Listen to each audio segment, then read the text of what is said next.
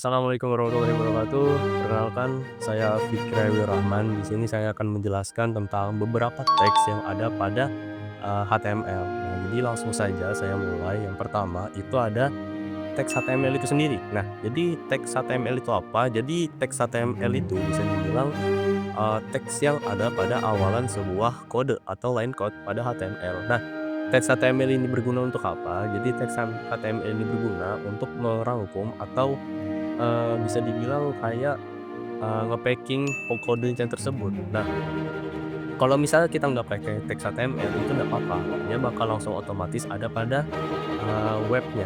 Tapi alangkah lebih baiknya kalau misalnya kita dari awal sudah menyertakan teks HTML ini. Kenapa? Karena bisa dibilang biar kode kita itu terlihat lebih profesional dan mengikuti standar yang ada, seperti itu. Nah, lanjut, itu ada text head. Nah, text head itu apa? Jadi text head ini itu berisi metadata dari atau informasi yang dibutuhkan pada website tersebut, seperti deskripsi pada website tersebut. Text head ini dia nggak ditampilkan pada websitenya, jadi dia berisi metadatanya saja. Baru ada text body. Nah, text body ini apa? Text body ini bisa dibilang di mana kita menaruh apa yang ingin kita tampilkan pada website kita. Nah, jadi contohnya itu kayak kita mau menampilkan sebuah judul. Nah, kalau kita mau menampilkan sebuah judul, itu kita menggunakan teks H1 atau sampai H6 lah, terserah lah. Nah, itu kita taruh di mana? Itu kita taruh di text body. Kita taruh di text body itu biar bisa kelihatan. Nah, seperti kita mau menaruh gambar, video, atau sampai link kayak gitu. Baru ada ya, ada teks H1 seperti yang tadi saya sampaikan, teks H1 sampai teks H6 ada variannya. Nah, itu bisa dibilang adalah ketika kita ingin memberikan atau menaruh sebuah teks atau judul. Nah, jadi makin kecil ukuran angkanya, maka ukuran teksnya makin gede. Kayak H1 itu berarti makin gede dan yang paling kecil itu H6. Jadi dia H1 sampai H6 begitu.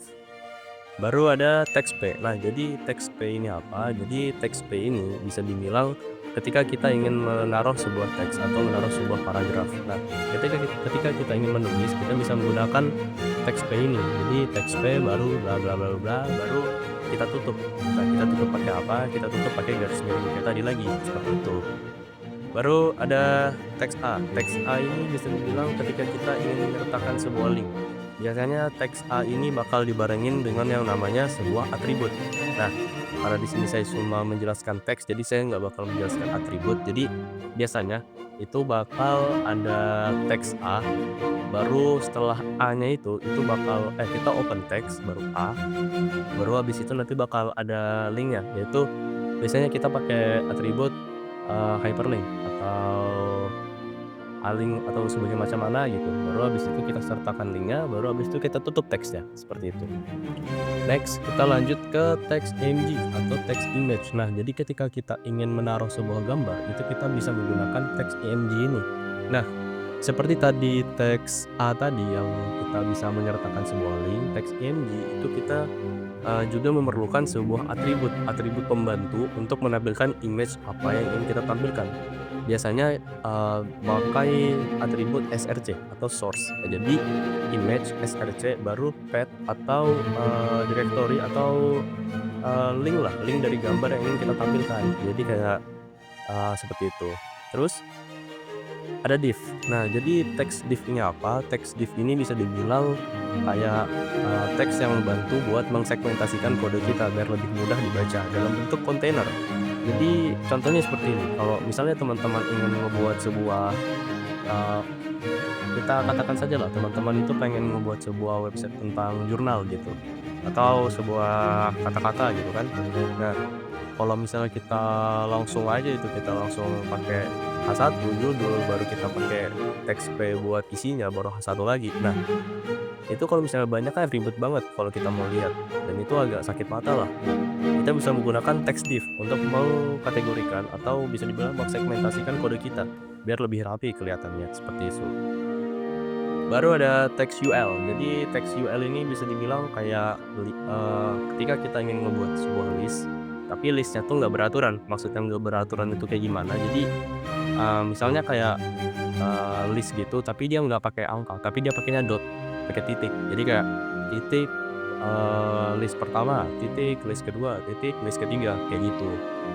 Nah, kalau misal kita mau lebih rapi dan itu ada angkanya dan itu bisa dibilang berurutan, kita pakai yang namanya teks OL.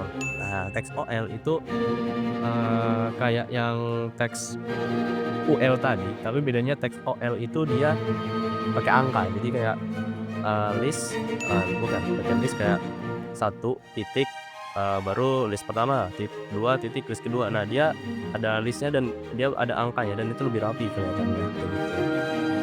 Baru ya mungkin itu saja, jadi saya tadi baru menjelaskan 10 teks, seperti itu. Jadi terima kasih atas waktunya dan sampai jumpa, di materi berikutnya. Terima kasih.